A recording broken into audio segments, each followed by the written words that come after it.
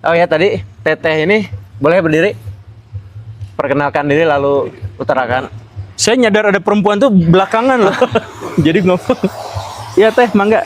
Terima kasih kesempatannya. Nama saya Suci. Pertanyaannya tuh mungkin dari observasi saya dulu gitu ya. Kebetulan saya tuh kalau aslinya mah dari kampung, dari Gunung Halu. Oh. Dan yang saya lihat banyak banget gitu laki-laki di kampung saya teh yang apa ya? Kayak Ceweknya TKW gitu. bukan. Oh, bukan. Jadi maksudnya saat mereka tumbuh dewasa teh bukan cuman mereka jadi terjebak sama merokok doang gitu, tapi juga termasuk obat-obatan terlarang, judol, juga apa ya?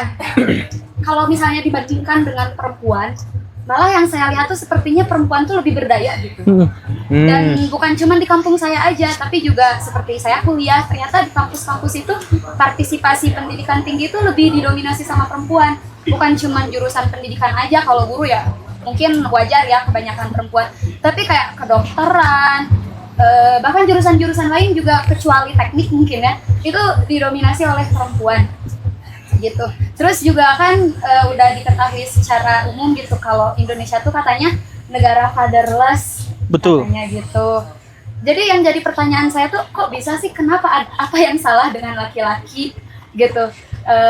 Apakah ini ada hubungannya dengan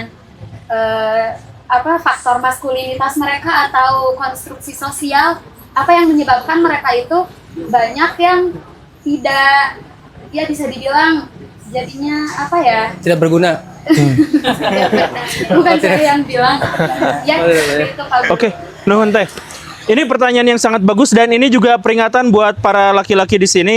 Benar sekali, Indonesia adalah salah satu negara paling parah fatherless-nya.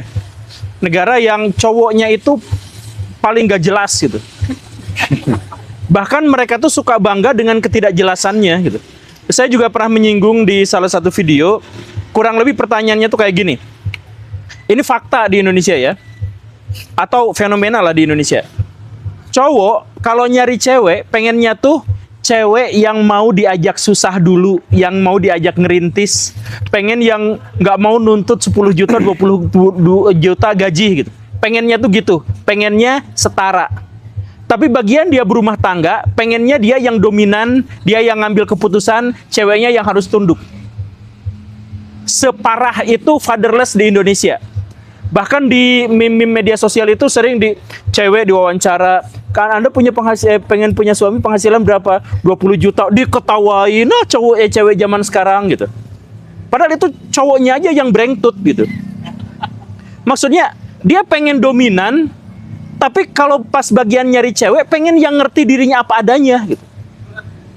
Terus dia tuh suka bilang, kalau cewek tuh harus tunduk patuh ke si suaminya itu adalah mutlak, tapi si cowok tuh harus kalau nyari penghasilan harus sesuai dengan kemampuannya saja gitu. Jadi kalau menerima kepatuhan tuh harus mutlak, tapi cowok kan kalau nyari nafkah ya semampunya dia aja gitu.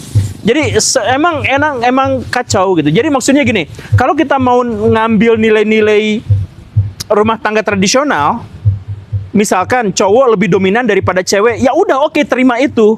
Tapi berarti dia harus menafkahi sepenuhnya. Tapi kalau misalkan mau rumah tangga modern di mana cowok dan cewek itu setara, berarti ya gajinya sama-sama segitu gitu. Ya jangan mau dominan gitu. Tapi cowok kita tuh pengennya dominan, tapi soal gaji pengennya ceweknya ngerti gajinya dia segitu gitu. Ya itu otak kacaunya tuh. Nah, kenapa otak kacau bisa muncul seperti itu? Seperti yang tadi itu. Pertama, itu benar gara-gara maskulinitas. Cowok itu seperti yang tadi dijelaskan, dia tuh tidak memiliki rasa keberhargaan. Cowok tuh nggak menganggap dirinya berharga kecuali dia bereksistensi. Jadi dia tuh nggak nganggap badannya tuh berharga. Dia tuh nganggap saya berharga kalau punya duit. Saya tuh berharga kalau punya karya. Jadi kalau mau kondo doang, itu gak bisa diterima. Nah, karena cowok itu merasa bahwa secara esensi dia gak berharga apapun, kecuali setelah dia mencapai sesuatu, ini juga terlihat dari cara berpakaian. Cewek paling seksi itu kalau gimana? Semakin sedikit pakaiannya semakin seksi. Karena apa? Karena berarti keberhargaannya semakin nampak. Iya kan? Cowok karena dirinya tidak berharga secara esensi atau perasaannya seperti itu, maka dia dianggap seksi itu kalau pangkatnya banyak, pakai baju seragam. Makanya yang diinginkan mertua-mertua di Indonesia adalah seragam polisi. Betul kan? Itulah yang dianggap seksi.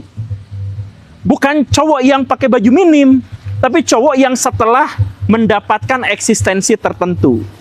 Begitu, itulah harganya laki-laki. Laki-laki berharga secara eksistensi, perempuan berharga secara esensi. Jadi perempuan gak ngapa-ngapain udah berharga, cowok baru merasa dirinya berharga kalau dia punya sesuatu. Nah, makanya karena cowok itu secara esensi merasa dirinya tidak berharga, maka cowok tuh ngerokok. Paru-paru gua rusak gak apa-apa, gak peduli. Ntar mati, gak apa-apa. Cowok lebih cepat mati daripada cewek, diketawain. Benar kan, ada penelitian cowok memang lebih cepat mati daripada cewek. Gak ada satupun cowok yang resah dengan penelitian itu. Benar kan? Karena merasa bahwa dirinya itu oke, segitu aja, fine. Mati duluan gue gak apa-apa gitu. Dan di Indonesia juga memang benar pada faktanya adalah perempuan 20 juta lebih banyak daripada laki-laki. Karena walaupun lahirnya, kalau lahir tuh sebenarnya lebih banyakan cowok. Tapi di tengah jalan banyakan cowok mati gitu. Ya cewek belok aja kaki dua-duanya turun, cowok belok ngepot, mati itu gak apa-apa gitu. Nah, karena dirinya merasa tidak berharga. Nah, karena dirinya merasa tidak berharga secara esensial, kemudian dia menyadari bahwa secara eksistensial dia gagal mencari pekerjaan, misalkan dia gagal mendapatkan penghasilan, maka dia drop langsung. Kalau sudah drop, maka cowok itu benar-benar menyusahkan orang. Kalau cowok udah drop, itu udah benar-benar menyusahkan orang. Itu yang disebutkan sama Teteh itu banyak di Indonesia, itu memang betul. Jadi cowok-cowok akhirnya dia cuman main game, keluar, makan, ngudut, nongkrong, mancing. Cowok yang jam mancingnya panjang, itu bahaya ya. Itu tanda-tanda bahwa dirinya tuh sudah kehilangan eksistensinya. Kecuali kalau yang mancingnya itu pakai kapal pesiar, mancing mania, yang kayak gitu itu aman. Tapi kalau nggak punya kerjaan terus mancing, nah itu bahaya. Cowok ngerokok tuh bahaya kalau dia nggak punya kerjaan. Karena berarti ngerokok itu adalah pemberontakan terhadap dirinya sendiri. Ada cowok yang ngerokok tuh untuk menunjukkan kesuksesannya tuh ada. Ada cowok yang ngerokok tuh kenapa ngerokok? Ada cowok ngerokok. Pertama kali ngerokok. Udah nggak usah dipaksain, nggak apa-apa. Karena dia butuh eksistensi yang tidak dia miliki. Nah, cowok ngerokok itulah yang rusak. Jauhi. Tapi kalau cowok ngerokok karena dia sudah punya sesuatu, itu beda cerita. Nah, ya ini jangan, wah rokoknya langsung dimatiin semua. Nggak. Nah, tuh lihat. Itu perbedaan jelas. Tuh, perbedaan jelas. Gini nih ya, Teteh. Ini tanda cowok itu sudah punya sesuatu dalam ngerokoknya itu. Cowok yang udah punya sesuatu dalam ngerokok, itu biasanya menghembuskannya ke atas. Langsung ke atas. Cowok yang ngerokok dengan penuh beban, itu ke bawah.